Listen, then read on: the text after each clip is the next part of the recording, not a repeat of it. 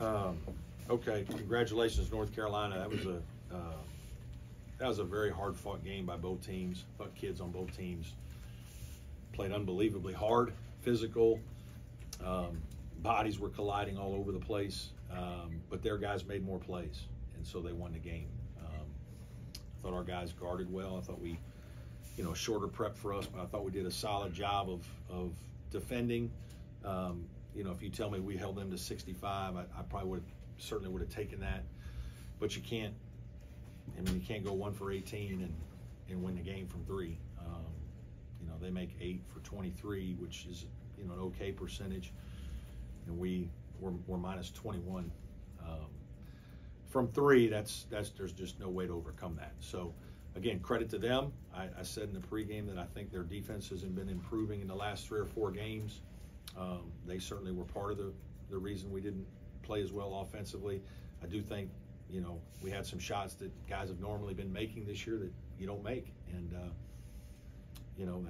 that's basketball some days. But again, I thought the competitive nature of the game, the physicality, I'm proud of the way our team battled. I thought that was much better than the second half in Miami, so it's good to get back to that.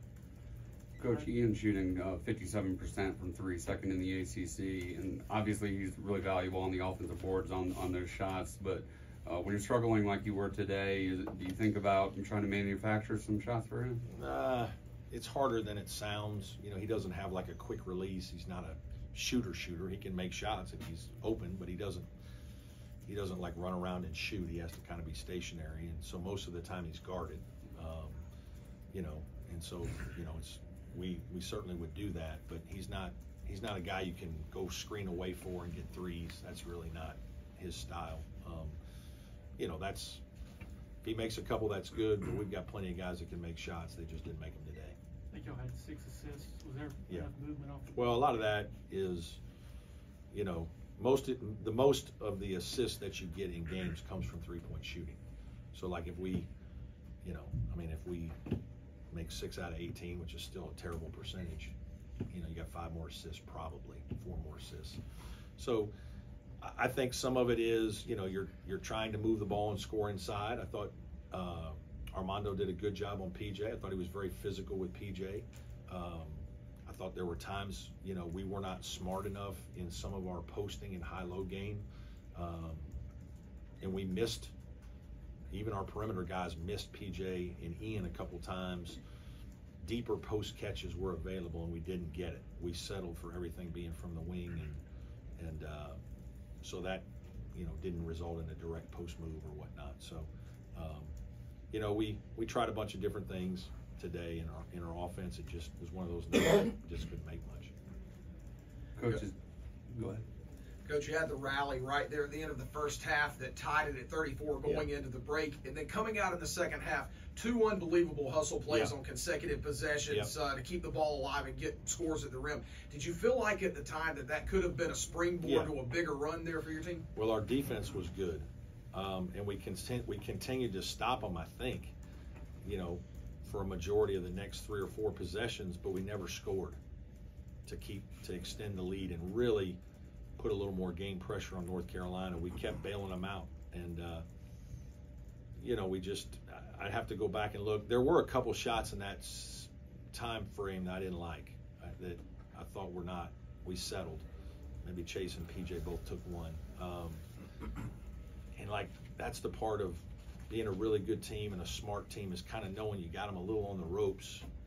Let's make sure we don't bail them out with bad shots. And I do think in that particular 3 or 4 possessions, we took a couple of tougher shots and we couldn't extend it. And so they came right back, and then actually they got the lead, I think, and we struggled. And they scored a little bit, and then we kind of bounced back, and a huge play was we scored a tie at 45 with 8:30 to go, and they get it out quick. We kind of get mixed up in transition, just to be honest with you, not very good. And Paxton Wojcik ends up with the ball and PJ on him because of a little penetration, and that's a big-time shot for a guy that's 2 for 13 from the 3, and he makes that 3 when the game is tied and the building's starting to erupt. So you got to shake his hand and give him credit. That's a big-time shot from that kid to make it 48-45 and kind of settle the building back down. Coach, for a while there, it seemed like PJ turned a corner as far as stepping up his defense without getting in foul trouble. He fouled out at Miami and picked up his fourth today, I think, with 5 or 6 minutes left. Is that something he's still working on? Yeah, I mean, he knows that we need him, and we've talked about it. But there's a lot of contact when you're playing Armando Bacot.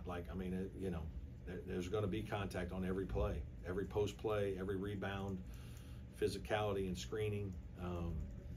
There's going to be a situation where you're going to have one or two just because of the nature of the position. You can't have the silly ones. I thought his first one was a real soft play on his part. Disappointed in that one because it just got him off to a poor start. And in a game of that magnitude where he wants to play well, you get a soft first foul and it's not good. But that's, he probably we could have used him out there, 6 or 7 more minutes probably. Safe to say you're not going to win many games when Joe and PJ combine shoot like this.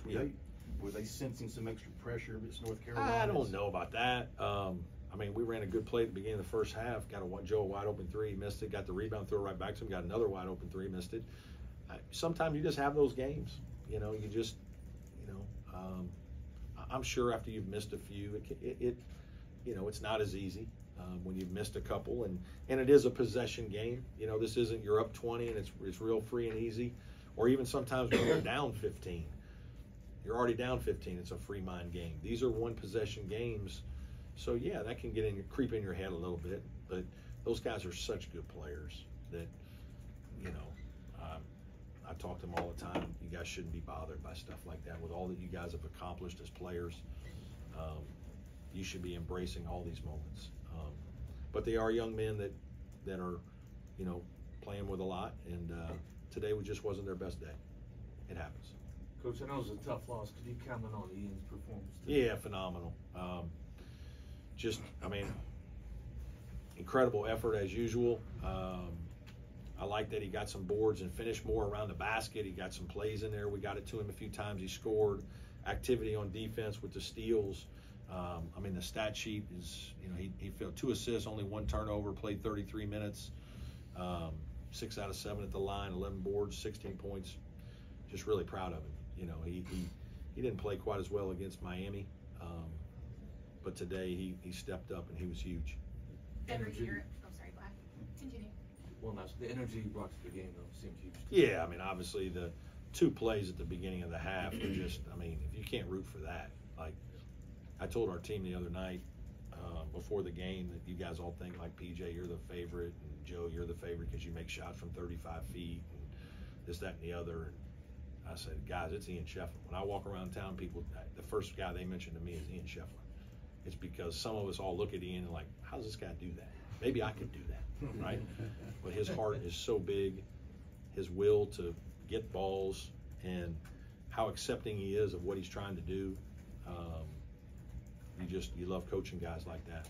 He's laying it out there, and he's not the most gifted guy. He's a good vertical athlete, but he's playing against really good, talented, athletic people and still finding ways to get double-figure rebounds. If you don't enjoy coming to games and watching that dude play, you're missing out because there ain't many better than that. Thanks, Coach. Thank Coach, you. It was an early rainy start today, but the crowd was electric, wasn't it? Good crowd again. Yeah, thank everybody for coming. We thought it would be good. It usually is in these types of environments. I appreciate it. Hate that we didn't play a little better. I think, there were a couple times we had the building going and we just couldn't make another basket to kind of blow the roof off a little bit. But there's no question it helped our guys. It made them feel good. They were excited coming into the game. It helped us defensively, and that kind of support is greatly appreciated. Every year in March, it seems like we're talking about how the ACC beat up on itself. You have 3 games under your belt already. Seems like you're in for another dogfight throughout the conference. Yeah, we didn't get a lot of favors with our schedule. This seems to happen a lot. I feel like at Clemson, where the beginning of the schedule, Miami's picked preseason top 5, Carolina, obviously, Pitt's top half pick, and now we go to Virginia Tech, probably one of the hardest places to play in the league. First 4 games, so our home games against, the top 1 or 2 team, and our road games are tough venues against really good teams. Like it's a challenge, man. It's, you got to play them. but obviously we've got a really hard game next. So hopefully we're learning from some of these games. We don't want to lose to learn. We're trying to learn off wins too, and I think we did. But you know, we got better today because of the way we played at Miami. Our guys' attention was there. But at the end of the day, you know, we all know, and that's why I told our team, guys, proud of your effort, but it's about finishing the job, getting the win. We didn't get it done. I know you're disappointed. I'm disappointed. But I reminded them that I was more disappointed in them at Miami. That wasn't how we play. That wasn't how we do things in the second half. Today I can live with. I can live with missed shots. But we got to try to get it fixed. And so I think this will be a next, you know, it's a long season. We still got 2 months, so there's a long way to go. Clemson grit is hanging in there, and that's what we're going to do. Any update on Jack or Alex? Maybe. Jack tried practicing a couple times this week and did a few things, so we hope he's getting closer. Just the trainer just said he still can't go yet. Alex still hasn't practiced. I'm hopeful that, I don't know if it's this week or next week, maybe that we can start to get him out there.